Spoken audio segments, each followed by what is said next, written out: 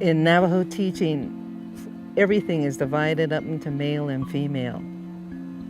They say when Father Sky and Mother Earth get amorous and have love, then it rains. Isn't that sweet? You have the male rain, and when male rain comes, it just brings that water down and erodes stuff. That's male rain. Female rain, very gentle. She brings it down slowly and saturates the earth very nicely. Because you know when the rain comes down too hard, it just wets the top of it. But the gentle rain that comes down from the female, it really saturates the earth.